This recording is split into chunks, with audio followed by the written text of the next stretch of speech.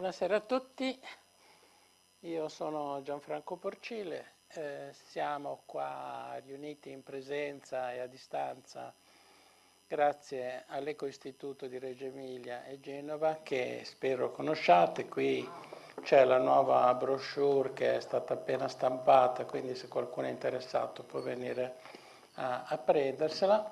E ancora una volta ringrazio lo Zenzero che ci ospita come sempre con tutta la sua attrezzatura informatica, la sua accoglienza e sempre gratuitamente. Per noi è un punto di riferimento veramente molto importante, tant'è vero che abbiamo messo la sede proprio presso la sede dello Zenzero. Allora, stasera facciamo un altro passo del progetto che abbiamo chiamato il Giardino dei Libri, che è stato un pochino, come dire, progetto portato avanti nel nome di Marina Bellinazzo, che è stata una delle prime iscritte a Ecoistituto, e questo progetto comprende sia la presenza di una biblioteca che si trova qui allo Zenzero, sia il fatto di presentare dei libri che o sono libri presenti in biblioteca, quindi anche stampati ed editi tempo fa, oppure libri che sono appena usciti, quindi presentazione di libri alla presenza degli autori. Ed è proprio il caso di questa sera, dove faremo una chiacchierata su questo nuovo libro che si intitola, lo vedete, L'Albania dopo l'oblio europeo in viaggio con Alexander Langer, a cura di Pinuccia Montanari con la collaborazione di Clara Bassan.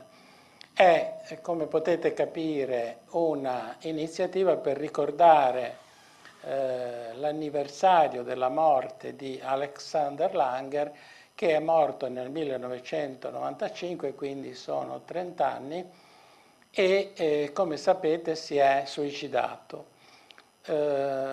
Io credo che di fronte al suicidio non possiamo altro che avere un atteggiamento di rispetto e di silenzio, per cui mi piacerebbe che stasera non ci soffermassimo tanto sui motivi, le cause che possono avere spinto Alex a questa scelta difficile e delicata. Io vorrei ricordare Alex da vivo e quindi il mio invito, l'auspicio è che i relatori possano parlare di lui in tutte le cose che ci ha lasciato, da quello che ci ha detto a quello che ha scritto, a quello che ha fatto. Ci soffermeremo in particolare questa sera su dei viaggi in Albania che sono stati fatti in, in Albania o alla presenza di Langer o anche in sua assenza, però diciamo che eh, eh, ognuno dei relatori potrà approfondire uno o l'altro aspetto, cioè penso che a seconda della sua conoscenza, della sua esperienza, approfondirà di più l'aspetto di Alex, e qualcun altro invece che magari ha partecipato in prima persona al viaggio in Albania e a tutto il discorso della cooperazione con gli albanesi anche presenti in Italia, approfondirà maggiormente questo secondo aspetto. Io penso che siccome i relatori previsti sono piuttosto numerosi, direi che sono una decina, inviterei tutti quelli che parleranno a cercare di stare nei 10 minuti di tempo, in maniera che tutti quanti i relatori successivi avranno il tempo per parlare anche loro tranquillamente i loro 10 minuti, senza dover poi comprimere quelli che arrivano dopo. Quindi, come dire, se poi avanzerà del tempo, lo riserveremo per un secondo giro, oppure per le domande, per la discussione, cercando di terminare di passare alle conclusioni verso le 7 e al massimo chiudere tutto entro le 7:30. A questo punto io direi che ho parlato abbastanza e siccome vedo collegato Giannozzo Pucci, vorrei dare la parola a lui in attesa di Paolo Bergamaschi, che aveva annunciato di avere una necessità di parlare il più presto possibile, però non mi sembra ancora collegato. Io voglio soltanto raccontarvi un ricordo che ho di Giannozzo, non so a che congresso fosse, se è Finale Ligure mi sembrerebbe, però magari potrei sbagliarmi. Comunque dovevamo eleggere il direttivo dei Verdi, probabilmente il primo direttivo della Federazione dei Verdi che si tenne nell'86 e voi sapete che diciamo che quando sono nati i Verdi erano più un movimento che un partito e si presentavano come una grossa novità. Mi ricordo che per esempio i manifesti che erano affissi la prima volta che i Verdi in Liguria si sono presentati dicevano i partiti sono partiti, sono arrivati i Verdi, proprio per dare l'indicazione, l'idea che ci fosse qualcosa di nuovo. Ok, allora, questa cosa di Giannozzo mi ricordavo che lui a questo convegno, prima di nominare il direttivo, aveva proposto una modalità di elezione un po' particolare, anche qui molto originale, e aveva proposto che se i 10, ipotizziamo che il numero degli eletti che avremmo dovuto nominare fosse di 10, si scegliessero i primi 20 e poi i 10 venissero scelti con il metodo della pagliuzza, sapete, con la pagliuzza più lunga e più corta da mettere in una mano, e abbinando a coppia questi 20 venivano fuori poi i 10.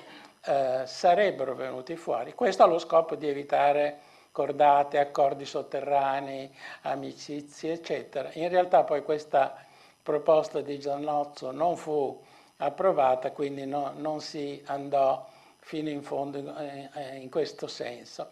Allora, adesso ho saputo che Paolo Bergamaschi è collegato. Paolo, posso dare la parola a Giannozzo o hai proprio fretta? Ma forse è meglio prima Paolo. Ok, allora Paolo Bergamaschi sarà il nostro primo relatore, contrariamente a quello che stavo dicendo. Paolo ha lavorato per ben 25 anni presso il Parlamento europeo, quindi Strasburgo, Bruxelles, eccetera, quindi ha una grossa esperienza proprio di tutte le tematiche europee e quindi il viaggio in Albania rientrava proprio in questa sua attività a metà tra volontariato e professionale e quindi gli do la parola ricordando anche a lui che magari si è collegato dopo che l'ho detto che sarebbe auspicabile se riesce a mantenere il suo intervento nell'ambito dei 10 minuti. Paolo, puoi cominciare? Volevo sottolineare e mi premeva che il percorso dell'Albania, che appariva impervio e accidentato agli inizi, il percorso di avvicinamento all'Unione Europea, improvvisamente si è fatto ampio, diretto e la strada sembra spianata. Questo perché? Perché dal 2022, da quando è scoppiata la guerra in Ucraina, l'allargamento è diventata ancora come un'impellenza da parte dell'Unione Europea, dopo che è stata trascurata per anni e anni e anni, colpevolmente trascurata e abbandonata. C'era molta stanchezza all'interno dell'Unione Europea per i contraccolpi che c'erano stati con il precedente allargamento del 2004 e del 2007, vedi i casi di Ungheria e di Polonia o di altri regimi sovranisti che erano nati e poi morti negli anni immediatamente dopo. Per cui all'interno delle diplomazie europee dei paesi occidentali, dei paesi fondatori, c'era una certa riluttanza, si era creata nei confronti di coloro che volevano aprire le porte dell'Unione Europea, anche perché, come probabilmente sapete, questo eterno dilemma, questo eterno iato fra chi vuole l'approfondimento del percorso di integrazione europea e chi invece spinge per l'allargamento è sempre presente, come se le due cose non potessero essere portate avanti assieme. Detto questo, comunque dal 2022 improvvisamente le porte dell'Unione Europea si sono aperte e addirittura quello dell'allargamento è diventato quello che viene definito a Bruxelles come un allargamento geopolitico. È importante sottrarre questo ultimo angolo d'Europa che è rimasto fuori dal processo d'allargamento dall'influenza cinese, russa e turca, per cui improvvisamente si è fatto interessante di nuovo l'allargamento, a tal punto che adesso gli slogan che circolano nelle istituzioni europee sono nel 28 a 28, nel 29 a 29, dove nel 28 si è già programmato di aprire le porte al Montenegro e quindi passeremo da 27 a 28 membri, e nel 29 all'Albania, quindi da 28 passeremo a 29 appunto nell'anno 2029.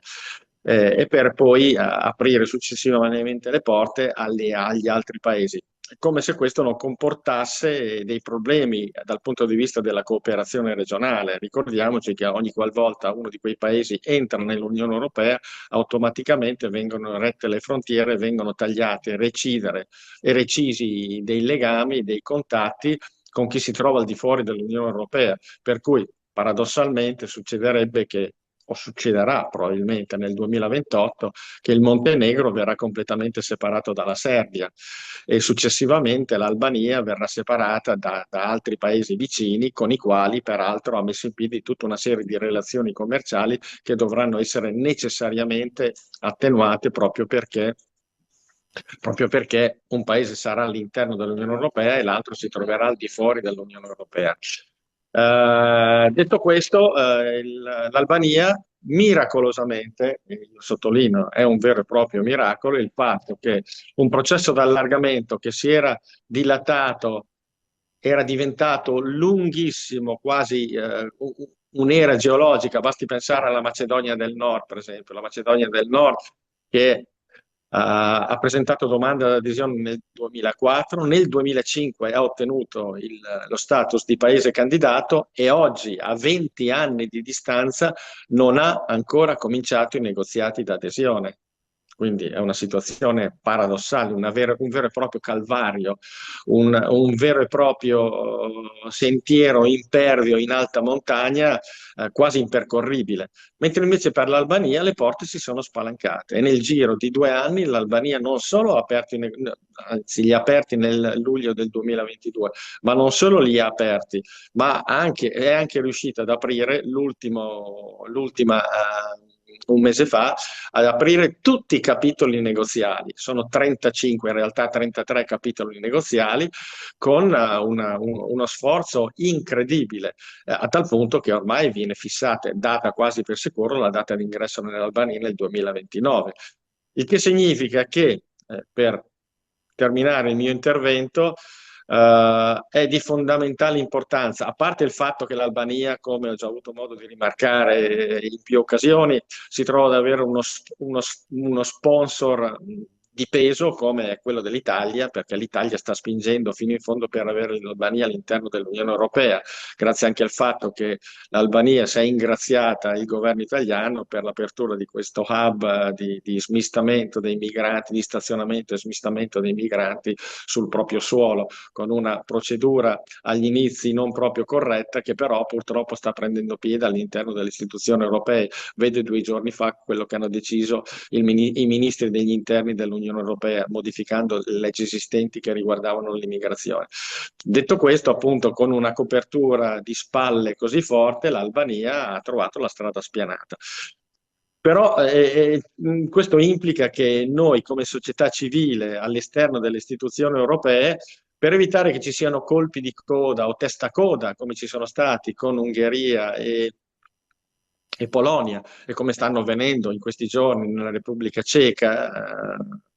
Vedi, appunto da oggi il primo ministro incaricato sarà Babis, che è un ultra sovranista nazionalista che sta pensando seriamente di rompere le scatole a questa qualsiasi forma di integrazione ulteriore dell'Unione Europea.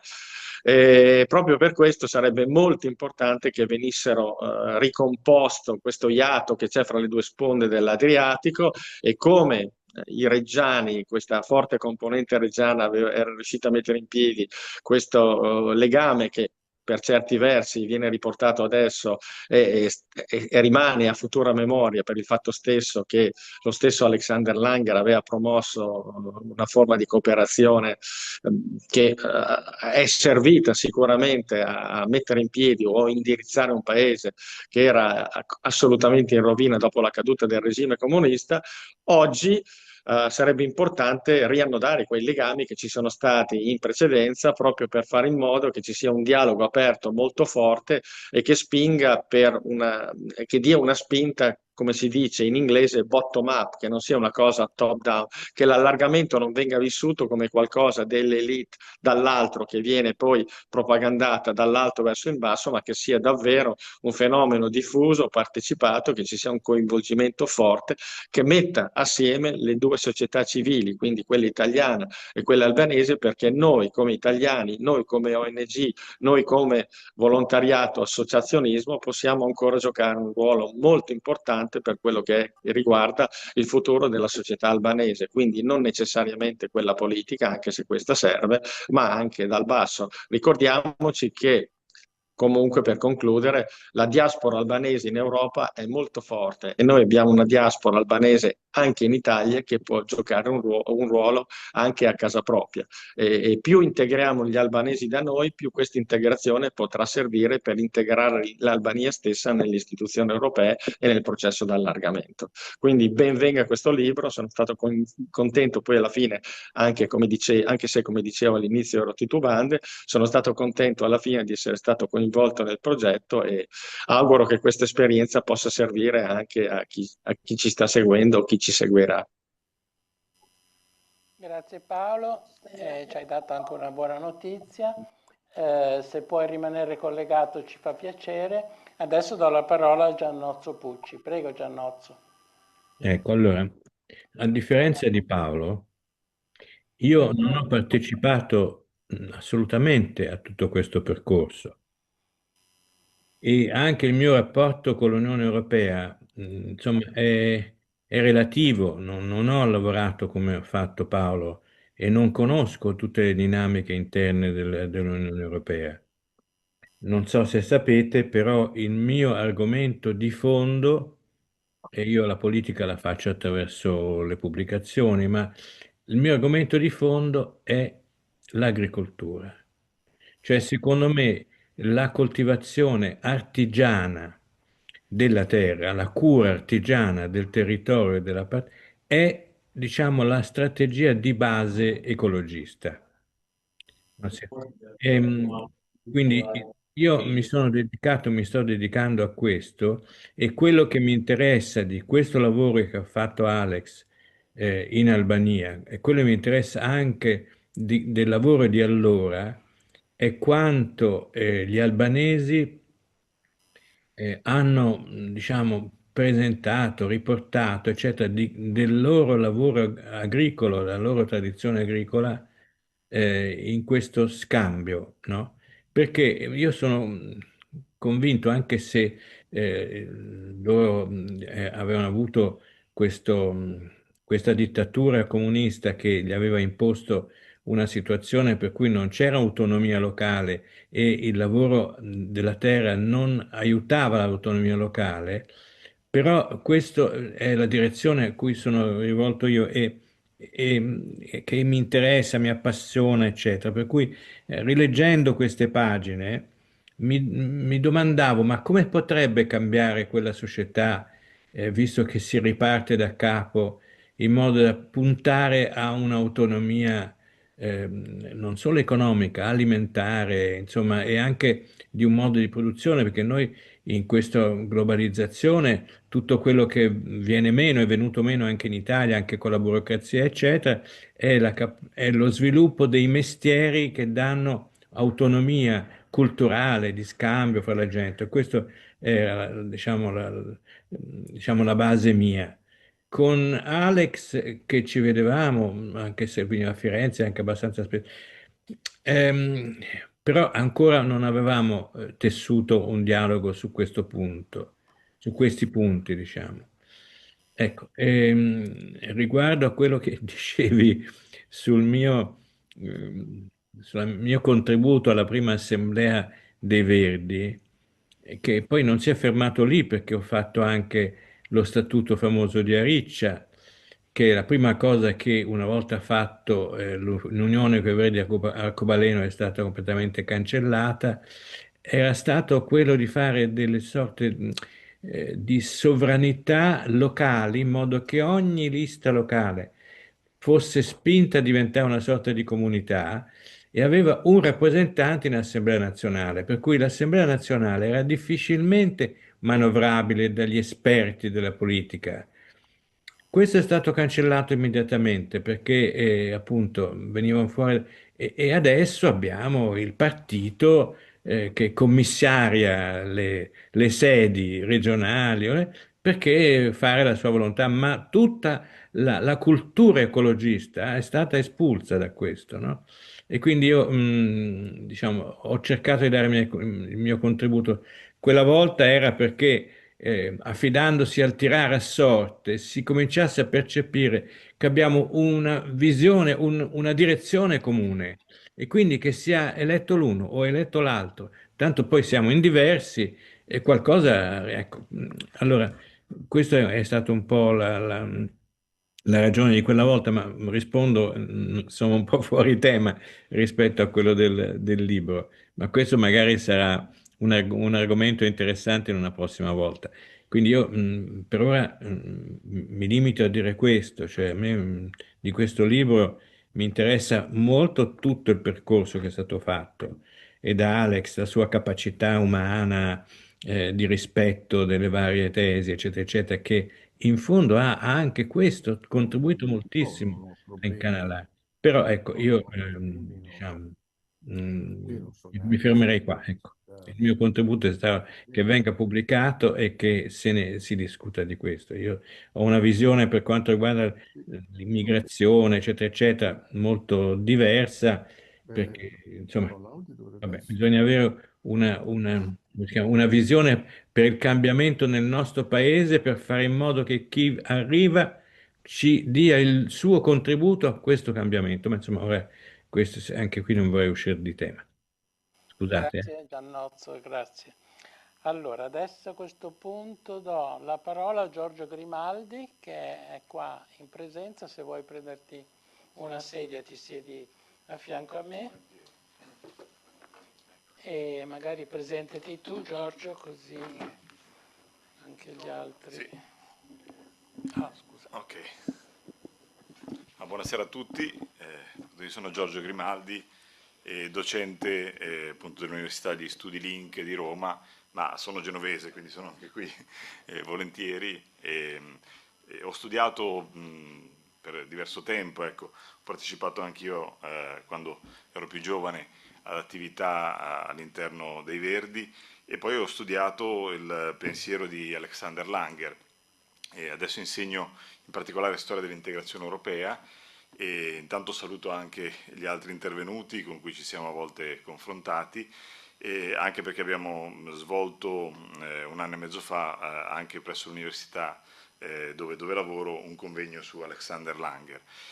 Ma io mi concentrerò su alcune cose, io non ho conosciuto direttamente Alexander Langer, ho studiato i suoi testi e sono rimasto anche affascinato dal suo lavoro e dalla sua capacità politica proprio nell'attività svolta, non soltanto diciamo, a 360 gradi, ma in particolare anche nelle istituzioni politiche dove è stato eletto.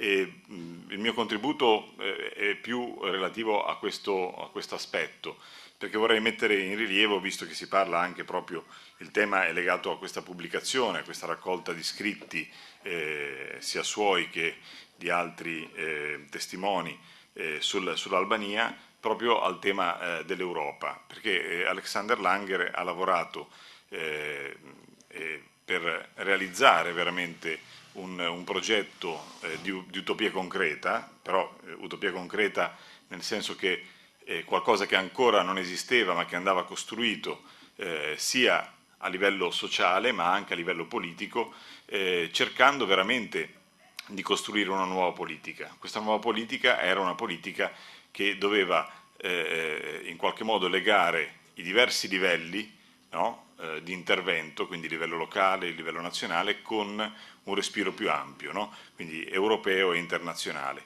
E non a caso Alexander Langer è stato proprio eurodeputato, quindi parlamentare europeo, e in quanto tale sempre di più, e questo è un elemento che lo ha proprio contraddistinto all'interno del gruppo dei Verdi al Parlamento europeo, è stato fautore di un federalismo paneuropeo.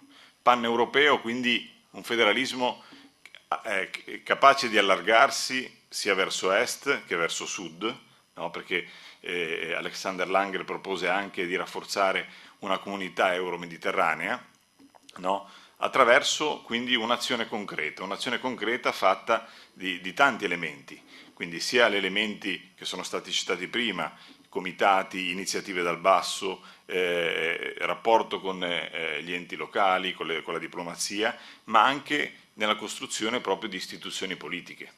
E se andiamo a vedere, adesso non è possibile entrare troppo nel dettaglio, ma per alcuni accenni può essere importante, Alexander Langer sin dai primi anni 90 è stato fautore, assieme ad altri personaggi, vorrei ricordare anche Adelaide Aglietta, di iniziative che rafforzassero l'istituzione e l'Unione Europea, prima le comunità europee e poi l'Unione Europea, come una realtà sovranazionale, come un'espansione anche della democrazia, no? Proprio per uscire dai nazionalismi e poi uscire anche dagli etnonazionalismi, che è altro elemento importante. L'impegno di Alexander Langer è stato proprio il tema della convivenza interetnica, no? Quindi la convivenza tra persone che vivono in territori di lingua, appartenenze, culture diverse, proprio per costruire la pace, la pace tra persone molto diverse tra di loro, no? Che quindi devono cercare di avere un progetto in comune. Ma proprio questo sforzo, questa fatica da un lato dell'allargamento europeo, no? E del rafforzamento delle istituzioni, secondo me hanno rappresentato uno degli aspetti fondamentali della sua azione, no? Per cui, a differenza di alcuni ecologisti che erano fortemente critici nei confronti delle istituzioni comunitarie, quindi delle comunità europee, proprio da ecologista Alexander Langer ha visto proprio nelle istituzioni comunitarie da trasformare, secondo un progetto di Ecopax, no? Ecopacifista, però è proprio il canale per arrivare a costruire una politica diversa, una politica di pace, una pace tra gli uomini e una pace tra gli uomini e l'ambiente, sostanzialmente, che riecheggia anche in diverse possiamo dire slogan, ma anche in diversi progetti presentati. E come vi dicevo, concretamente il fatto che Alexander Langer abbia promosso comitati civici laddove si manifestavano tensioni e conflitti, poi pensiamo anche al Verona Forum nell'ex Jugoslavia e tante altre iniziative sparse per l'Europa e anche per il mondo, è testimonianza però di questo continuo tandem tra le istituzioni, in cui l'impegno era costante, concreto, tanto che molte risoluzioni presentate da Alexander Langer, una in particolare sull'Albania e sulla prospettiva di integrazione dell'Albania nella comunità europea, e altre su diversi altri paesi, poi siano state approvate dall'intero Parlamento europeo, e quindi un impegno concreto per costruire la politica nelle istituzioni, non soltanto quindi nella società civile, ma avere sempre questo collegamento con la società civile, per avere veramente, per alimentare la politica, per evitare che questi due canali, questi due ambiti rimangano separati, e rimanendo separati portano alla fine della democrazia sostanzialmente, no? Perché si creano a questo punto, laddove si creano le forme autoritarie, è perché cessa questo rapporto, che non è solo un rapporto di tipo elettorale, no? Di eleggere i rappresentanti, o di avere, ma è anche diciamo, un alimento fondamentale per fare in modo che ci sia sempre questo, siano questi vasi comunicanti che possono interagire per costruire un bene comune, lo chiameremo oggi. E dal punto di vista appunto concreto, quindi è molto importante continuare a leggere, a vedere e a studiare il contributo di Langer, perché si è innervato in tante iniziative e ha avuto contatti con diverse persone, gruppi che ancora in parte o sono presenti o hanno lasciato un'eredità importante. E quello che diceva all'inizio anche Paolo Bergamaschi, questo processo di integrazione europea, di allargamento, però nello stesso tempo ha bisogno di un approfondimento, cioè l'Unione Europea non è stata capace, dopo il Trattato di Lisbona, di riformarsi ulteriormente, anzi arrivati a Lisbona come affaticati si è deciso di non andare avanti in nuove riforme che avrebbero potuto creare divisioni, ma oggi c'è un problema di base, di fondo, no? Il voto all'unanimità ancora su molte questioni che è presente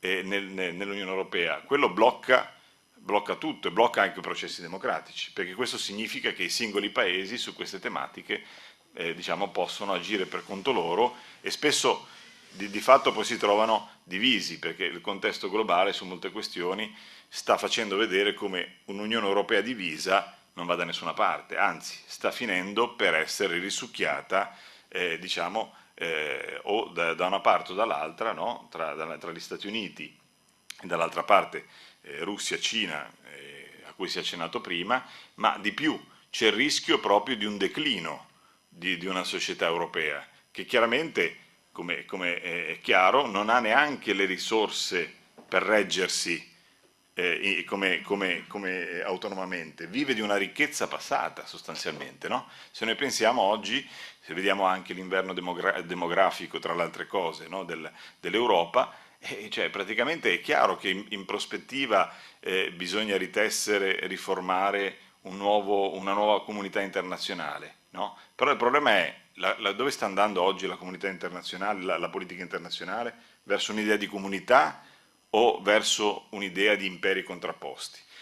Forse il periodo in cui è vissuto Langer era un periodo in cui c'era la speranza, finalmente, finita la guerra fredda, di aprire una nuova fase in cui le Nazioni Unite potessero essere protagonisti, in cui si stava sviluppando la cooperazione per la sicurezza e la cooperazione in Europa, che poi è diventata l'OSCE.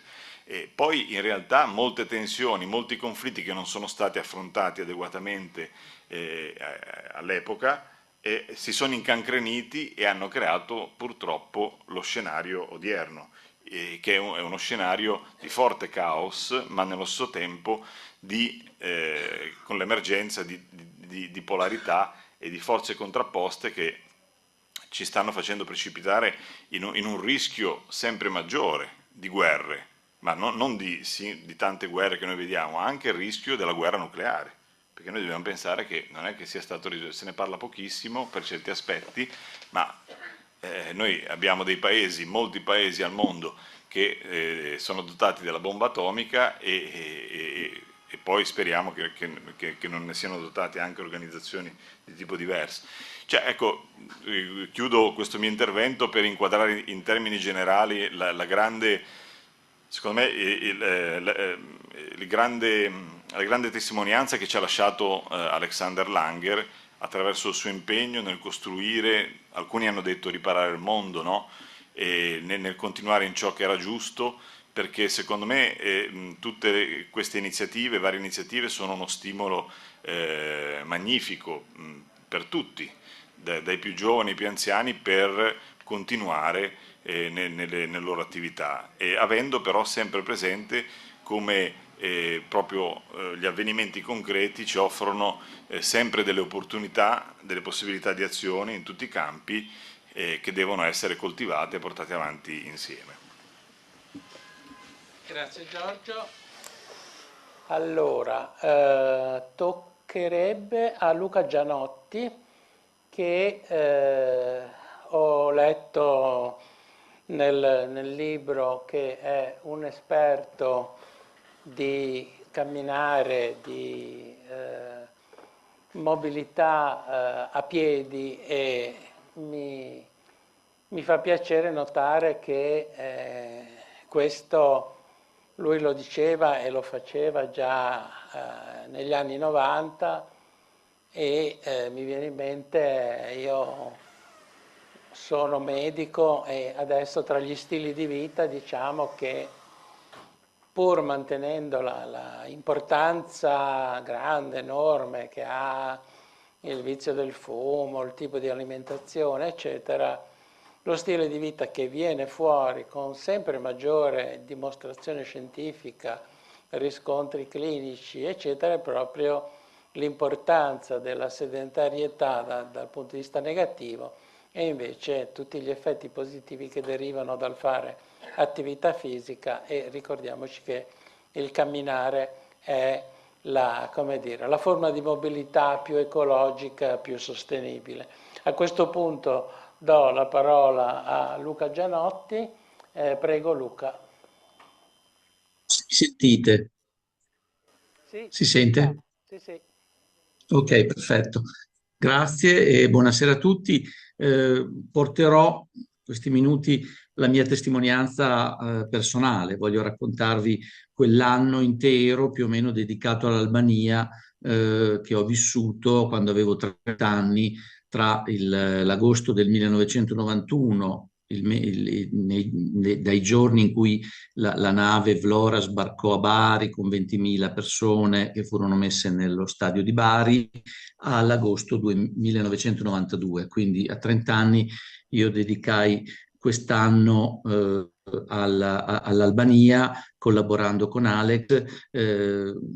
Iniziò tutto appunto dal moto di solidarietà che nacque spontaneo a Scandiano insieme a Pinuccia, che fu un po' la forza, l'energia che portò avanti più di tutti questa nostra spinta a fare qualcosa, appunto data dal fatto che dalla solidarietà che nacque in quel momento per quello che stava succedendo. Quindi costituimmo un comitato. Intanto avevamo costituito io e Pinuccia la locale sezione dei Verdi a Scandiano, e nacque subito questo comitato per l'Albania, di solidarietà per l'Albania. Subito ci mettemmo in contatto con Alex e subito entrammo, quindi già a settembre, nella rete con Alex. E quando dico rete, dico credo il concetto più importante, perché io ammiravo già Langer da quando ero ragazzo, ma lì ebbi l'opportunità di lavorare con lui quell'anno lì, e il metodo Langer per me è stato illuminante per tutta la mia vita, nel mio modalità di lavoro, nel senso che lui veramente, a differenza di gran parte dei politici che vivono in modalità egocentrica di lavoro, Alex sapeva fare veramente rete, cioè ci sapeva mettere tutti in cerchio, alla pari, scambiando informazioni, scambiando know-how, cioè veramente è stata un'esperienza molto costruttiva per un ragazzo di 30 anni. Raccogliemmo subito, con la solidarietà dei cittadini del territorio nostro reggiano, 22 tonnellate di aiuti. Il mio garage era diventato il centro di questo di raccolta, e il comitato, che si era già allargato, era diventato regionale, poi dopo insomma erano entrate varie altre organizzazioni a livello anche nazionale, eccetera, però a livello ancora reggiano, eccetera, si decise di andare a gennaio del 1992, quindi si erano già passati quei 3 mesi ma erano stati 3 mesi molto intensi, tutti 3 mesi passati in Italia, tra incontri con Langer, avevamo invitato albanesi, giornalisti cioè, ci avevano spiegato com'era la realtà albanese in quel momento, cioè, avevamo veramente approfondito tutto questo percorso e poi a gennaio partimmo. A 30 anni mi fu assegnato il ruolo di accompagnare gli aiuti su questo convoglio militare gestito appunto dall'esercito, di alcuni camion, mi sembra 12 o 13 camion che portavano gli aiuti, e facemmo il giro per terra, mentre altri come Pinuccia andarono, non mi ricordo se in aereo o in nave, forse in nave, e ci trovammo là. L'operazione Pellicano dell'esercito aveva 2 basi anche allora in Albania. Noi arrivammo quindi tra i primi a gennaio. Vabbè, Alex era già stato alcune volte, ovviamente lui si muoveva quasi fosse di casa in Albania, mentre noi eravamo la prima volta, andai poi altre 3-4 volte. La prima volta spaesati da questa situazione, era il momento più drammatico, no? La gente tagliava gli alberi per le strade per fare legna e riscaldarsi, e assaltava i forni perché non c'era pane, insomma assistemmo a tutte queste cose. Fu un viaggio molto molto formativo, e da subito diciamo che poi Alex ci portò intanto in una serie di incontri istituzionali importanti, cioè noi incontrammo come comitato direttamente, facevamo le riunioni con lui, quindi andavamo a incontrare Sali Berisha, il gruppo di studenti, il nuovo capo di Stato albanese, i partiti, li conosciamo tutti, i partiti insomma erano proprio realtà veramente piccole, cioè stavano costituendo una pseudodemocrazia, quindi stavano inventandosi un paese. A quel punto, visto che mi occupavo appunto, come hai detto, di cammino ed stava diventando la mia attività, che poi ho svolto per 30 anni, quella di occuparmi di cammini, Alex mi assegnò il compito di studiare un progetto di sviluppo di turismo sostenibile. Ecco, già adesso una parola così non funziona più. 30 anni dopo possiamo dire che il concetto di turismo e sostenibilità non stanno insieme, insomma, ecco, dal mio punto di vista, il turismo non è mai sostenibile, però a quel tempo la parola sostenibilità aveva ancora un valore, secondo me adesso un po' l'ha perso, però appunto mi dette anche questa responsabilità, quindi fu un bel orgoglio e stima che lui mi dette, perché poi viaggiai per mettere in piedi questo progetto, no? Dovevamo provare, io ho intitolato sul libro il mio intervento, il mio capitolo, quando cercammo di cambiare l'Albania, no? C'erano questi cioè il senso era questo, cioè dai Verdi, da Alex, l'idea era: proviamo a fare dei progetti per avere un'Albania che non sia distrutta dal consumismo, dal capitalismo, dalla cementificazione, da tutti questi valori che stavano arrivando, perché noi eravamo in riunione con Langer nell'albergo e intanto di fianco c'era un tavolino con altri imprenditori italiani che erano venuti invece per comprarsi pezzi di costa e distruggere il territorio, come poi in effetti è stato. Cioè, vuol dire, è chiaro che noi di fronte a queste speculazioni in qualche modo abbiamo perso, però fu molto bello perché questo progetto invece prese corpo, quindi noi riuscimmo nell'aprile del 1992 a organizzare il primo cammino, e quindi fu il primo viaggio, diciamo, aperto a clienti che fu fatto in Albania, ed era un viaggio sperimentale, tra cui c'erano un gruppetto, accompagnammo io e questa referente che Alex aveva trovato, che era un ingegnere che aveva aperto una piccola tour operator locale, che è ancora esistente tra l'altro, che noi abbiamo supportato, abbiamo creato, insomma qua qualcosina abbiamo fatto, insomma, ecco, costituendo questa realtà in loco. Ecco, accompagnammo un gruppo che andò a in qualche modo per primo arrivare a piedi in alcuni villaggi delle montagne delle montagne del sud dell'Albania, e tra questi c'era per esempio, devo citare Uliano Lucas, che era uno dei più importanti fotografi italiani, quello che ha fotografato il 68, insomma le sue foto in bianco e nero sono famosissime, e lui era uno di quelli che aveva visto tutto il mondo e gli mancava l'Albania. Ecco, altre persone che erano nel primo gruppo e anche nei gruppi successivi avevano questo di interesse, no? Cioè volevano vedere questo mondo che per 50 anni era rimasto chiuso, e quindi noi arrivammo per primi in certi villaggi, fummo accolti come ospiti di riguardo, aiutammo a mettere in piedi dei piccoli centri soccorso nei villaggi, e arrivavamo a piedi con i muli.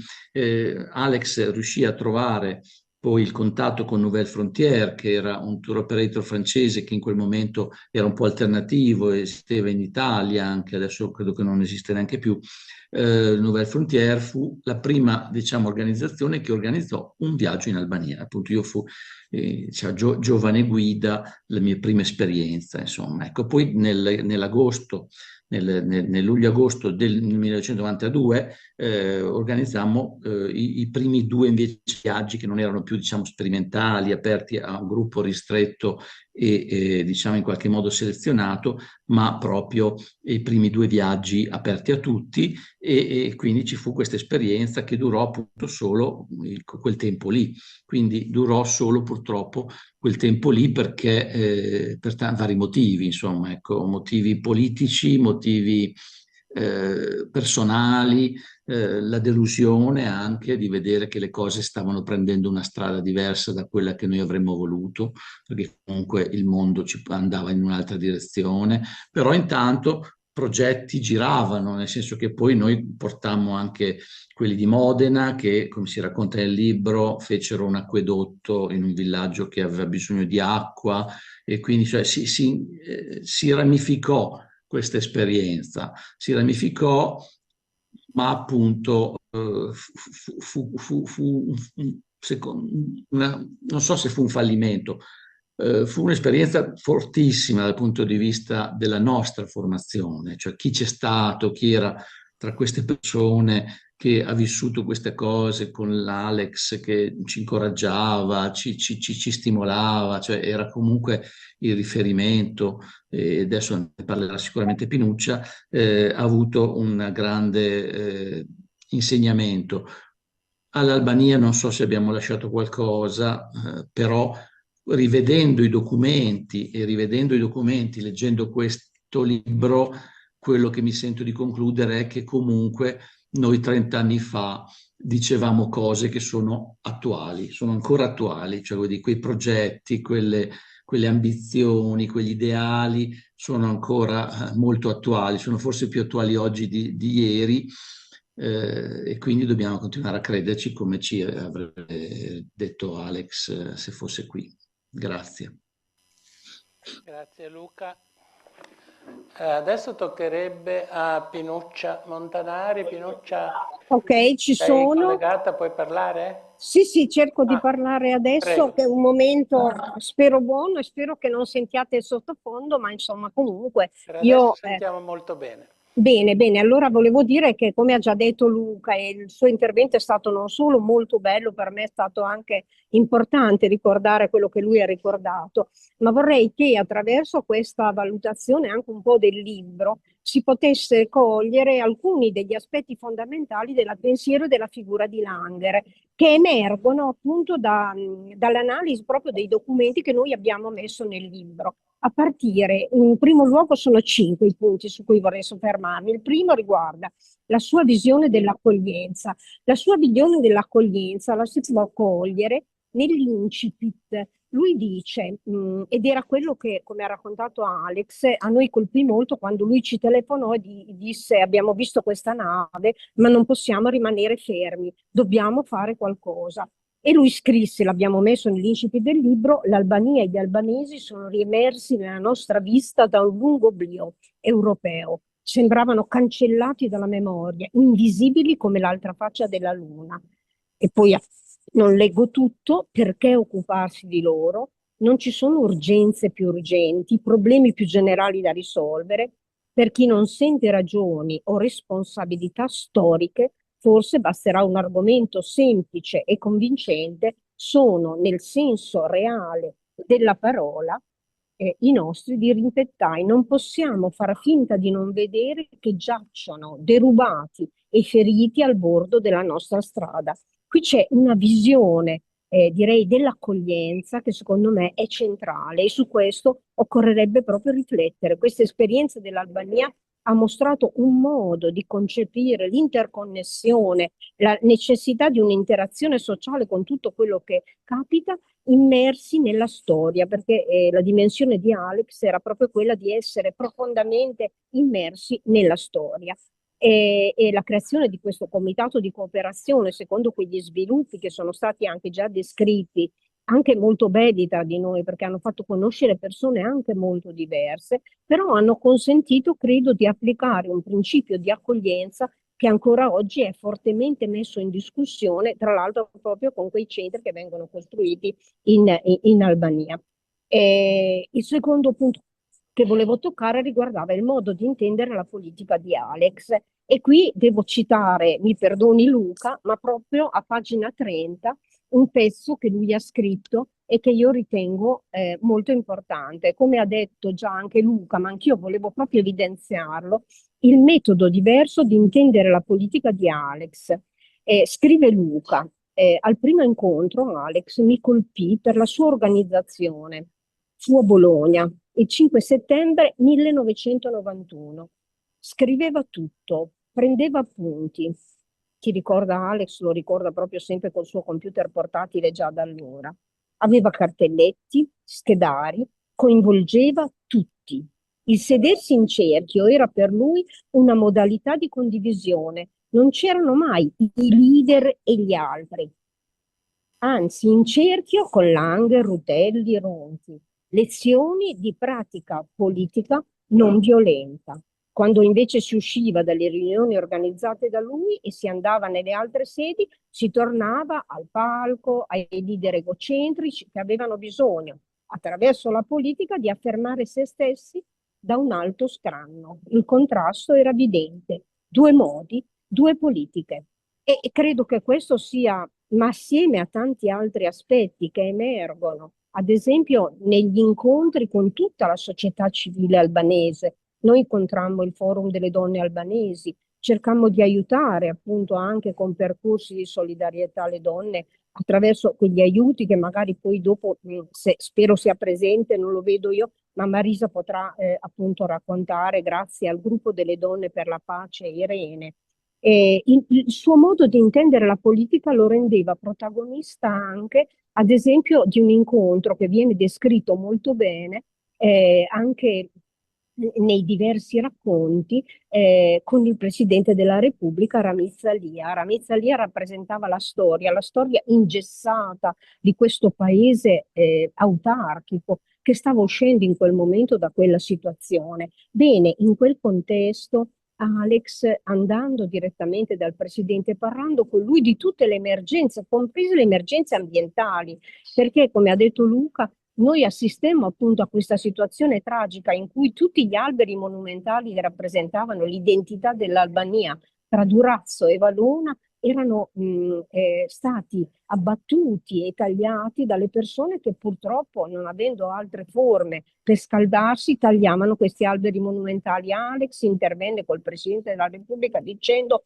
dovete supportare la popolazione perché non potete perdere anche questa profonda identità culturale, e facendo emergere una problematica gravissima. Insomma, in quel periodo, quando noi fummo in Albania anche con la presenza di Giuseppina Giuffreda, che era lì per il manifesto, faceva i suoi resoconti per il manifesto, quello a cui noi assistevamo era una situazione tragica in cui noi vedevamo, quando la sera andavamo a dormire, dormivamo presso un professore che insegnava economia all'Università di Tirana. Noi vedevamo questi bambini che dormivano coperti solo di cartone, quindi una situazione di povertà estrema, ma soprattutto di mancanza totale di risorse, insomma una situazione veramente tragica. Ecco. Alex, ha un modo quindi diverso di intendere la politica, di rapportarsi con la politica, pretendendo anche dalla politica, cioè che la politica dia e sappia dare risposte. Così come un altro aspetto che mi avviso e terzo che vorrei evidenziare riguarda il suo modo di intendere l'Europa. L'Europa che viene intesa come Europa dei cittadini. Oggi si discute molto, no, sul riarmo, su tutte queste cose. Bene, anche da questi viaggi, ma lo vedete anche nei racconti che Angelo Ravaglia e Stefano Cavina fanno dei primi viaggi che i Verdi con grande coraggio fecero attraversando e guardando fiumi e cercando di arrivare sin dove si poteva arrivare per capire qual era il contesto dell'Albania. Emerge però questa visione molto importante di Alex, che quando cammina per Tirana viene salutato dagli studenti universitari come se fosse un amico, perché loro già confidavano di poter entrare in Europa. A me, che sono stata anche recentemente a Kiev e a Kharkiv al fronte quasi russo, mi vengono in mente gli studenti universitari che abbiamo incontrato e che aspiravano anche loro ad essere Europa, ad essere quanto prima Europa. Quindi un'Europa però dei cittadini, l'Europa come la chiamava Alex, e io vorrei che fosse molto evidenziato questo concetto che i politici dovrebbero assumere, la chiamava l'Europa potenza civile.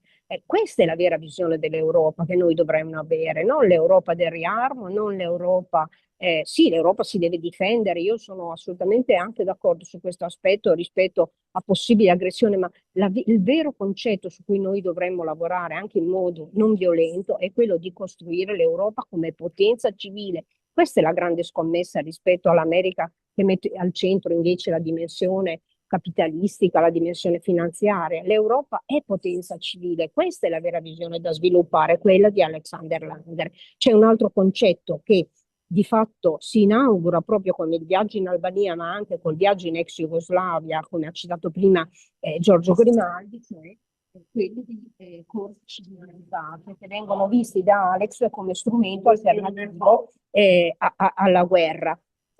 Lo sviluppo di questo concetto, a mio avviso, è molto importante e trova proprio in questo libro una sua prima, diciamo, esperienza concreta di come andare con la società civile per costruire e utilizzare delle forme, degli strumenti alternativi appunto alla guerra, che sono i corpi civili di pace. E lì mi piacerebbe che il professor Grimaldi con i suoi studenti approfondisse sempre di più questo concetto che noi abbiamo cercato anche di far emergere attraverso, anche con Paolo Bergamaschi, attraverso l'analisi di tutti i documenti che poi sono stati effettivamente anche approvati dal Parlamento europeo e che hanno anche costituito le prime esperienze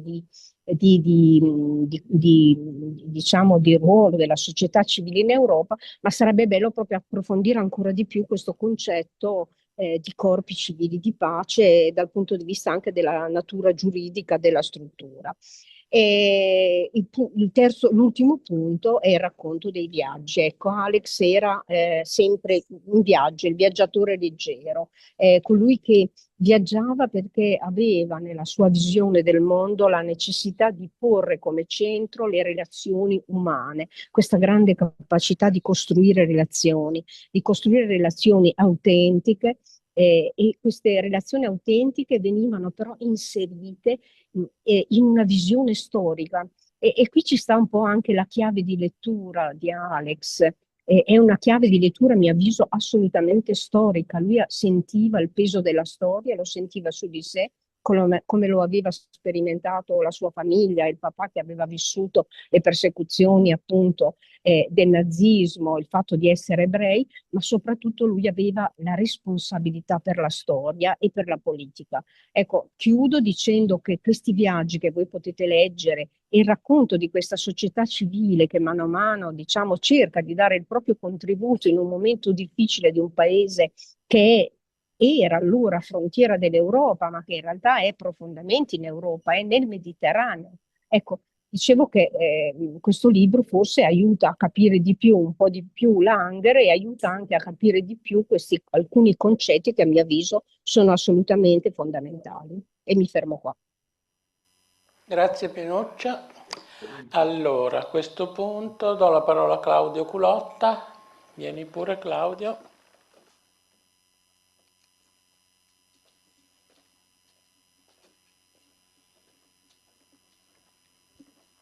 penso che lo conosciate tutti, ma comunque Claudio è medico ed è membro dell'Ecoistituto di Reggio Emilia e Genova, oltre di altre associazioni. Prego Claudio.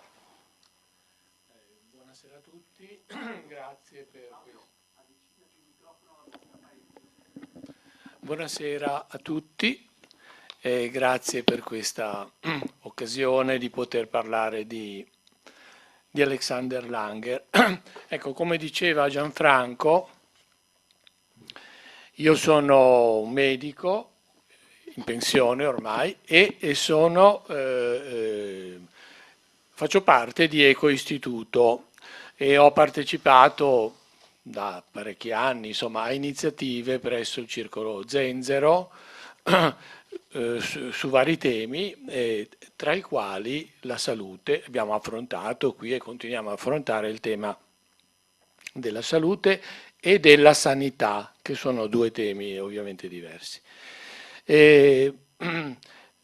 Faccio parte, come diceva sempre Gianfranco, anche di altre associazioni e qui cito il fatto della Società Italiana Medicina delle Migrazioni e poi esiste un gruppo ligure Immigrazione e Salute. Questo perché il tema della migrazione ovviamente è molto importante in sé, ma anche rispetto ai temi che sono stati affrontati, ecco, da Alexander Langer e che sono contenuti nel libro di cui parliamo questa sera. Ecco, io non ho conosciuto di persona Alexander Langer e quindi quel poco che posso dire, che cercherò di dire, deriva dal fatto di aver letto alcuni suoi scritti di Langer e alcuni libri su di lui, che sono tanti naturalmente.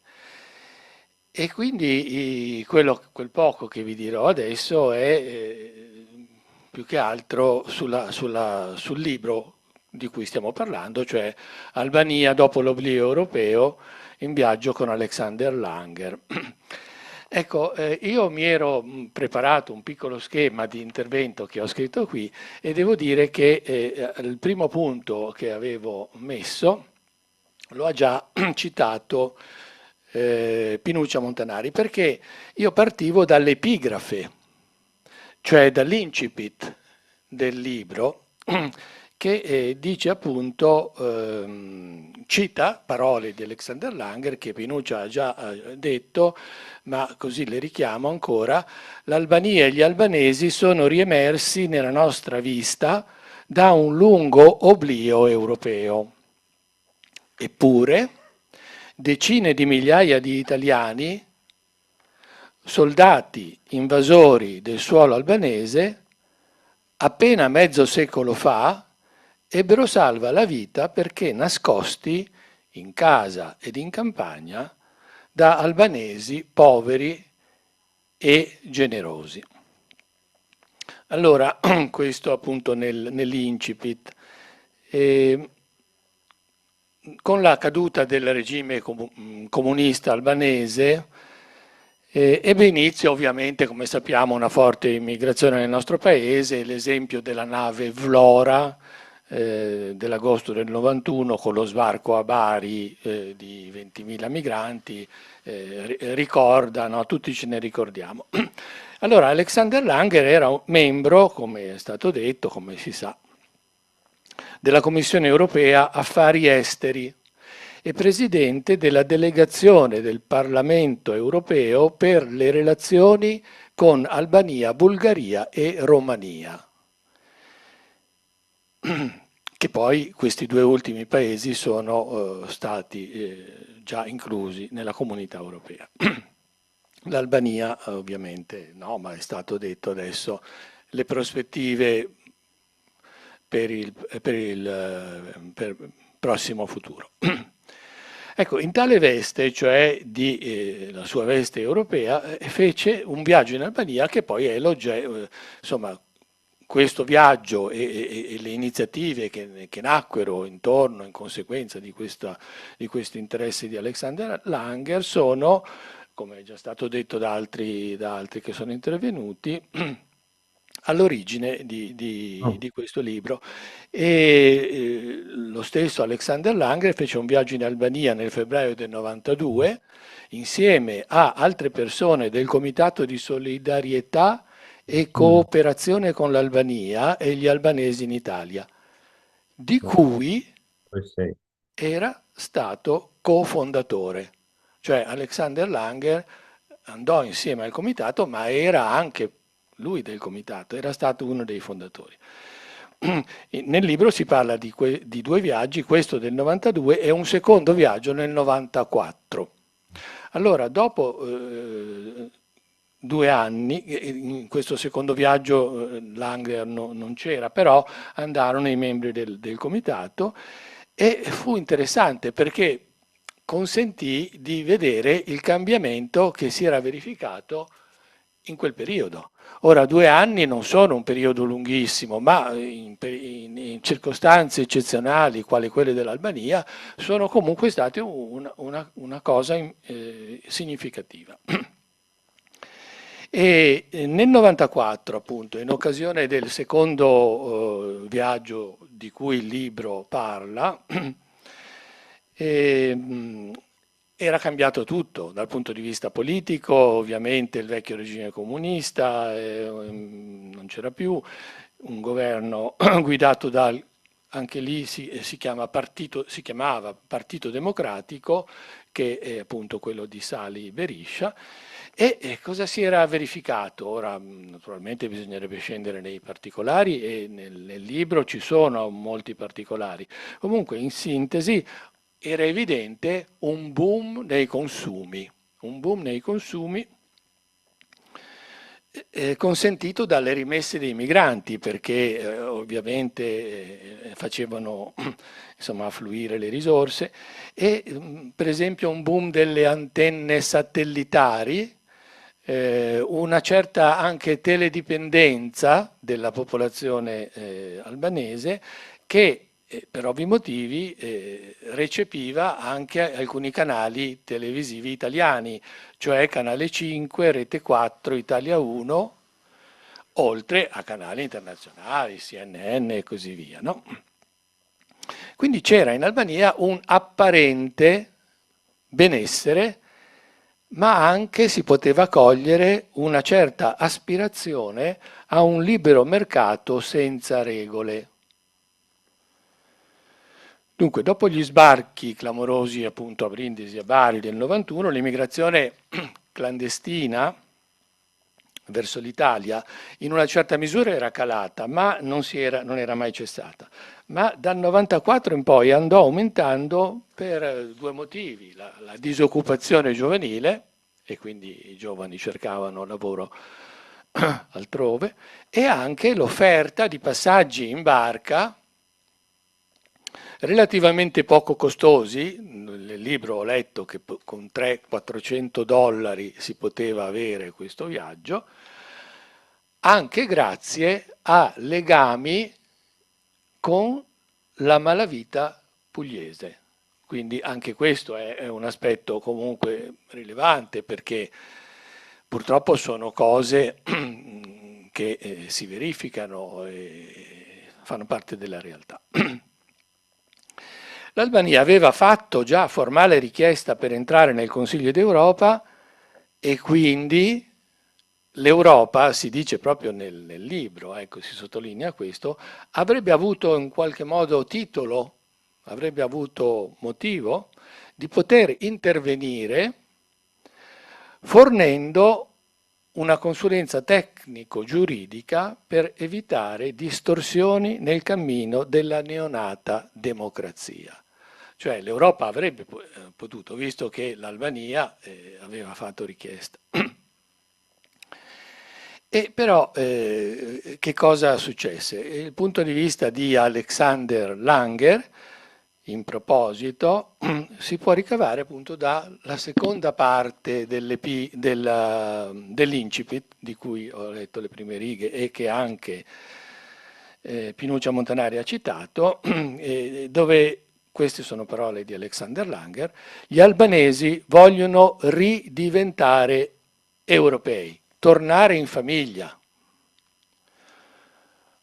non sono stati il figliol prodigo, ma semmai il fratello disperso in guerra, che ora riappare. Questo è l'atteggiamento di Langer, no? Perché occuparsi di loro? Non ci sono urgenze più urgenti, problemi più generali da risolvere. Per chi non sente ragioni o responsabilità storiche, a proposito dell'oblio, no? Forse basterà un argomento semplice e convincente. Sono, nel senso reale della parola, i nostri prossimi, i nostri dirimpettai. Non possiamo far finta di non vedere che giacciono derubati e feriti al bordo della nostra strada. E queste sono parole, chiudo le virgolette, di Alexander Langer. Fra l'altro è interessante, ma è noto, insomma, la sua ispirazione anche cattolica, no? Con questo riferimento al Vangelo. Però l'Europa, come dicevo, avrebbe avuto titolo, no, di poter intervenire in virtù del fatto che l'Albania voleva far parte dell'Europa. Ma non vennero prese, insomma, iniziative concrete. Certo che Alexander fu in qualche modo indicato come rappresentante dell'Unione Europea, fece questi viaggi, ma non ne conseguirono iniziative politiche di rilievo.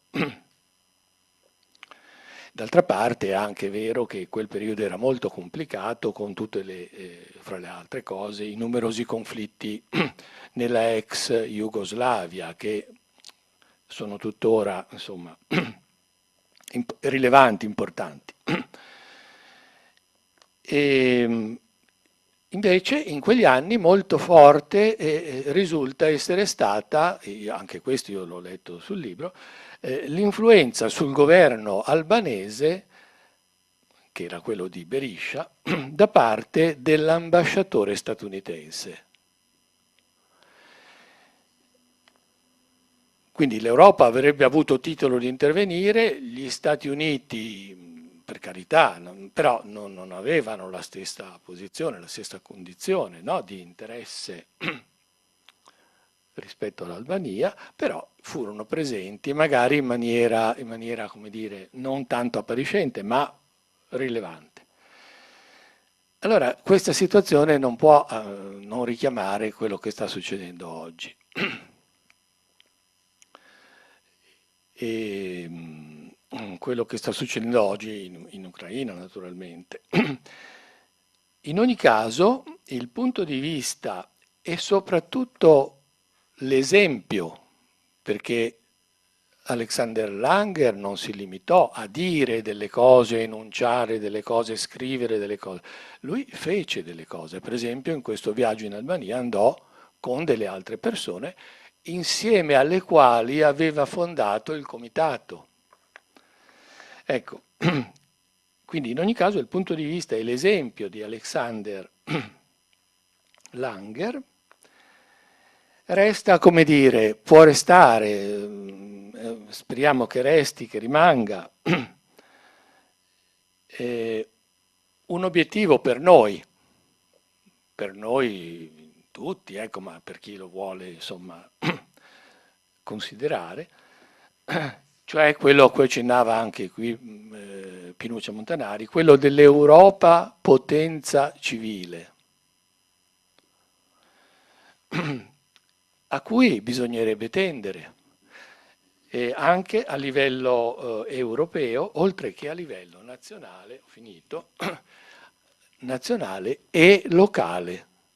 Perché voglio dire, questi temi dobbiamo abituarci a considerarli ai diversi livelli, no? C'è la politica, qui, accendendo la televisione sentiamo il telegiornale, quindi quello che si è fatto e detto nel mondo, poi c'è il livello europeo con tutte le sue criticità, poi c'è il livello nazionale per noi italiani con tutte le sue criticità e poi c'è il livello locale per noi Genova, per altri Modena, Emilia-Romagna, Scandiano, ogni città, Firenze e così via, o la comunità a cui si appartiene. Ecco, questi ragionamenti che abbiamo fatto di livello mondiale o internazionale o europeo, bisognerebbe trovare la forza e la possibilità di declinarli anche a livello locale. Ho finito, grazie. Grazie Claudio. Allora, passiamo a Fabio Zani, che a quei tempi era insegnante all'ITIS e che ha organizzato alcuni viaggi con i suoi studenti in Albania e credo che ci parlerà anche di questa sua esperienza personale. Prego Fabio. Quando nel 91 arrivò il Vlora a Bari, io sono stato chiamato dal comune per gestire il gruppo dei, chiamiamoli albanesi, che facciamo prima, assegnati al comune di Reggio Emilia. Eravamo in una località di montagna che si chiama Pietrachetta e lì ci rendemmo conto della situazione, ma quello che ci lasciò impressionati non fu tanto l'arrivo di 20.000 persone in un colpo solo, ma il fatto che c'era, attraverso questi che avevamo con cui avevamo modo di parlare, c'era la ambizione, la speranza di spostare addirittura tutta la nazione. Cioè tutti gli albanesi, la maggioranza degli albanesi che vivevano nelle città aveva voglia di scappare, di fuggire. E quindi ci inventammo, con un gruppo di protezione civile qua di Reggio, il famoso slogan "Aiutiamoli a non partire". Organizzammo quindi qualche cosa, tipo recuperare materiali, inviare cose di questo tipo. Però mi rendevo conto che la situazione non poteva essere risolta soltanto con l'invio di beni materiali. Occorreva che anche qui noi avessimo una mentalità diversa. E ovviamente la cosa più importante e interessante diventava fare in modo che questa mentalità diversa nascesse proprio dai ragazzi giovani. Io, come dicevamo, avevo delle classi all'istituto tecnico e quindi pensai e insieme a loro decidemmo che il famoso viaggio di istruzione non fosse fatto nelle solite mete tradizionali, Parigi, Roma, ma che fosse fatto in Albania, dove l'idea era quella di arrivare con del materiale che potesse permettere la riattivazione di quelli che erano i laboratori di impianti elettrici degli istituti tecnici di Tirana. Abbiamo avuto difficoltà di ogni genere e tipo, insegnanti totalmente e completamente contrari, riunioni su riunioni convocate da genitori, convocate da insegnanti, convocati dalla presidenza, persino dal provveditorato. E alla fine riuscimmo a mettere insieme, grazie ai genitori e all'entusiasmo dei ragazzi, riuscimmo a mettere insieme una cosa veramente incredibile. Andammo giù con un pullman che praticamente era un Wooster, tanto era pieno di roba, perché nel frattempo non si erano raccolti soltanto i materiali per fare questa operazione all'interno dell'istituto tecnico, ma avevamo avuto dei contatti con dei docenti universitari che tra l'altro continuano ancora oggi, abbiamo ancora da allora mantenuto questa conoscenza e questo reciproco scambio. E abbiamo recuperato attraverso la scuola per infermieri un gruppo di ragazzi che faceva la scuola infermieri, di persone adulte tra l'altro, perché uno dei problemi che c'erano stati sollevati era quello sanitario. Ci chiedevano gli insegnanti di garantire la sicurezza dei ragazzi che potevano prendersi la febbre gialla, attenzione, la febbre gialla. E vabbè, con queste persone abbiamo raccolto una valanga di medicinali, ma anche tutto quello che poteva servire per allestire un laboratorio e un piccolo studio medico in un paesino. Noi precedentemente, quando eravamo scesi a portare del materiale come gruppo di protezione civile, avevamo ricevuto quindi proprio l'input che la sanità era al collasso assoluto. Abbiamo assistito a un'operazione dove praticamente l'anestesia era un'infermiera che, accarezzando la ragazza che stava subendo un cesareo, gli diceva tranquillamente: su, su, tranquilla, non è niente. Questa era l'anestesia. E niente, riuscimmo quindi a raccogliere tutto questo materiale e a portarlo giù. L'esperienza fu veramente molto bella perché i ragazzi misero in piedi questa collaborazione con i ragazzi coetanei e la cosa interessante fu come riuscimmo ad avere l'appoggio di Alex.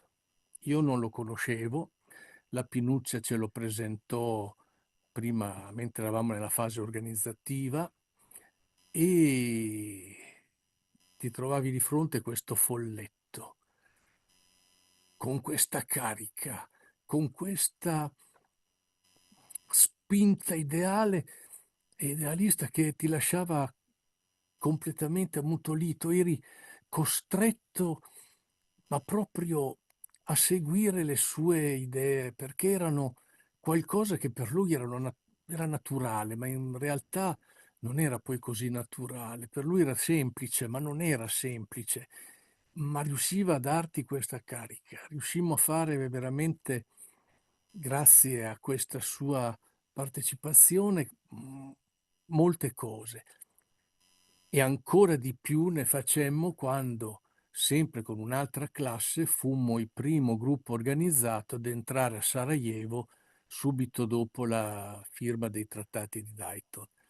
Lì fu ancora maggiore l'apporto che ci diede Alex, perché veramente la carica, la spinta che riusciva a generare era veramente qualche cosa irrefrenabile, non riuscivi assolutamente a non rimanere coinvolto.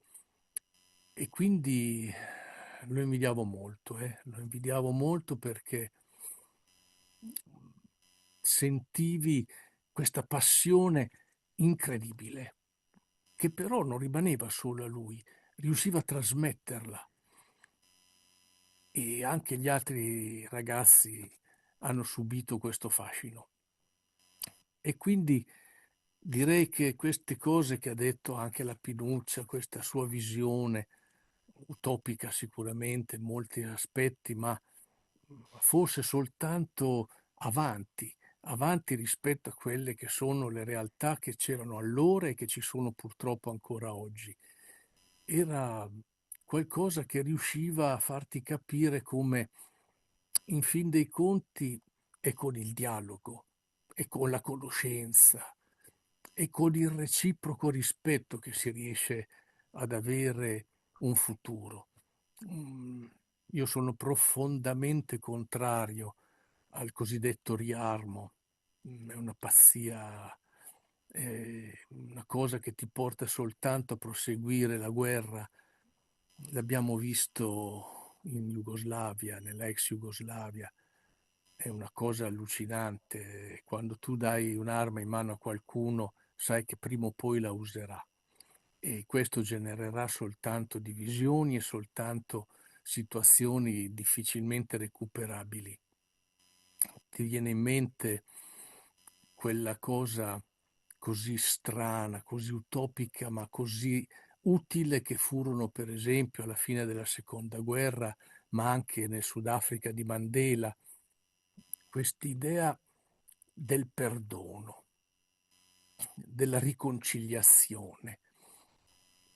Se non ci sono queste cose, non riesci a superare quelli che sono l'odio e le vendette che la gente ha assunto e accumulato in tanti anni, specie di dittatura.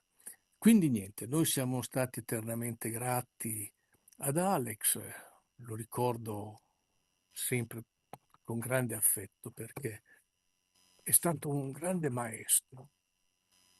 sottovalutato, misconosciuto, roba per pochi, ma veramente il suo pensiero meriterebbe di essere diffuso, conosciuto molto di più. Io sono grato alla Pinuccia che si sta dando molto da fare, a tutti voi che vi state dando molto da fare per far sì che queste idee divengano comuni, divengano diffuse, perché è veramente su cose di questo tipo che si riesce ad ottenere un miglioramento, e con l'esempio che si ottiene un miglioramento. E con Alex gli esempi ne abbiamo avuti tanti. Grazie. Grazie Fabio. Allora, adesso diciamo che abbiamo esaurito l'elenco dei relatori perché 2 sono impossibilitati a intervenire, quindi ne approfitto per dire 3 cose anch'io. Una riguarda il passato. Allora, è un pochino quello che ci raccontava Fabio un attimo fa. Per me che ho conosciuto Alex Langer, Alex vuol dire carisma e carisma vuol dire Langer. Sono proprio 2 cose secondo me inscindibili. Io ho conosciuto nella mia vita tante persone importanti, ministri, scienziati, non so se vi ricordate Barry Commoner, un ambientalista che andava di moda tanti anni fa, è venuto a Genova e ci siamo incontrati. Però tutte queste persone erano, come dire, valide, interessanti, intelligenti, avevano fatto carriera, no? Ma quello che io definisco appunto carisma, secondo me, più di Alex Langer non ce l'ha mai avuto nessuno, che è qualcosa che vuol dire più di autorevolezza, qualcosa che va oltre l'autorevolezza.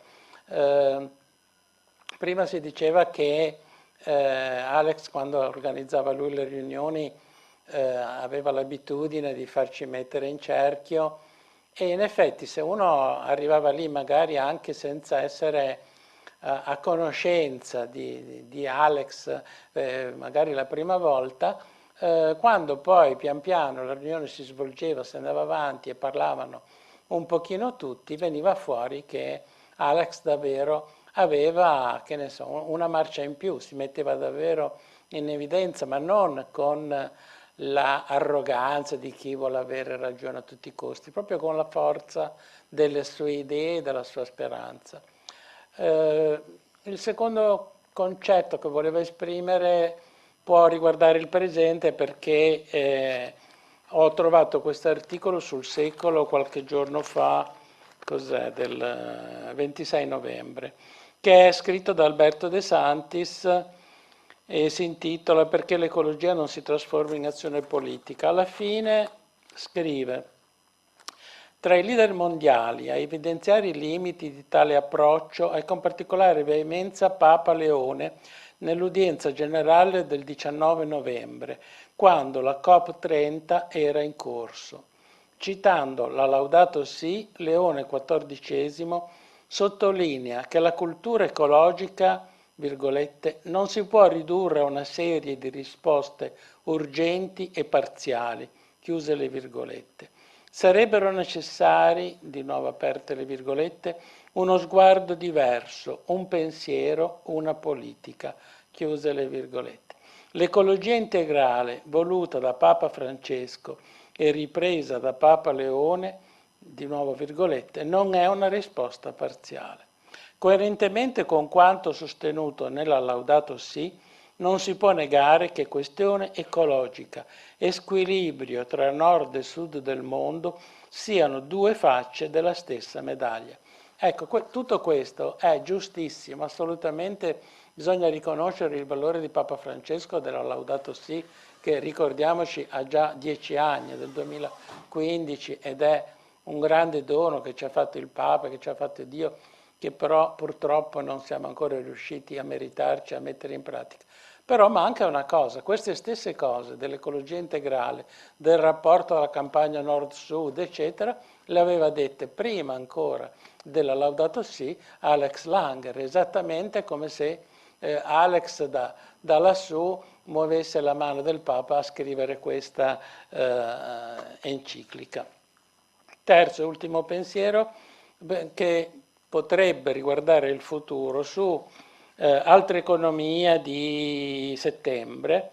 Ho trovato questo articolo a firma di Lorenzo Guadagnucci, che è un giornalista che scrive sempre su Altra Economia, che si richiama, il titolo è Le utopie di Alex Langer sono ancora concrete, e ricorda che Alex Langer, lo citava prima Giorgio Grimaldi quando ha parlato delle utopie concrete. Alex aveva fondato, diciamo, organizzato la fiera delle utopie concrete a Città di Castello nell'88 e poi era andata avanti per qualche anno. Adesso non esiste più.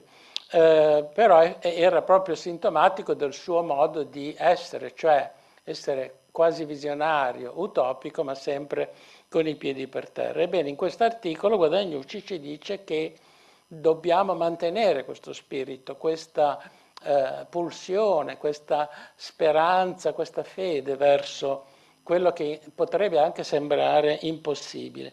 E cita due esempi. Uno, non so se ne avete sentito parlare, se no potete cercarlo su internet. C'è un professore che si chiama Luigi Ferraioli che da un po' di anni auspica che ci sia una Costituzione mondiale, che guardate che è una cosa che è molto importante. Ovviamente in questo periodo di Trump, di guerra, eccetera, sembra proprio che andiamo nel senso inverso, ed è vero, andiamo nella direzione contraria. Però davvero è una cosa che sta prendendo campo. Io ne ho sentito parlare in ambienti che ne sono una comunità cristiana di base e sembrava che la conoscessero solo loro. Adesso al Congresso internazionale dei medici per l'ambiente che c'è stato a novembre se ne è parlato. Sta, secondo me, giustamente diventando patrimonio di tante persone, quindi potrebbe essere qualcosa da tenere in considerazione. Difficile, certo è difficile, però a volte le cose che ci sembrano impossibili diventano realtà. E il secondo esempio è un libro che dice un'altra utopia concreta è l'abolizione delle polizie, attorno alla quale ragionano Italo Di Sabato e Turi Palidda nel libro Police Abolition, Momo Edizioni 2025. Quindi addirittura ci sono delle persone, tra l'altro Turi Palidda è un iscritto di Ecoistituto, delle persone che postulano, anche qui sembra altro che fantasia e utopia, però che effettivamente si potrebbe pensare anche a un modo diverso anche in questo senso.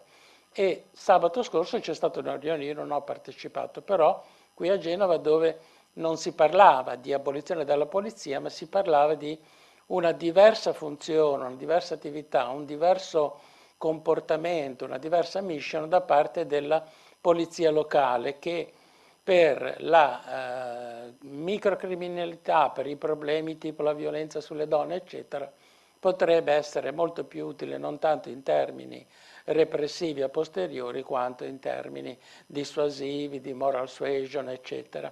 Quindi anche qui, cosa che sembra difficile, però potrebbe non essere impossibile. Non so se sia una cosa giusta, ma effettivamente è uno stimolo. Questo mi serve per dire teniamoci caro il ricordo di Alex Langer, perché davvero, come lui ci ha detto, dobbiamo non essere tristi e continuare in ciò che era e continua a essere giusto. Allora, c'è tempo per una o due domande, se volete intervenire voi che siete presenti oppure in collegamento, non so, se no do la parola a Enzo Tortello, che è il presidente di Ecoistituto, per le conclusioni. Prego Enzo. Non c'è qualche domanda, no? Mi sembra di no.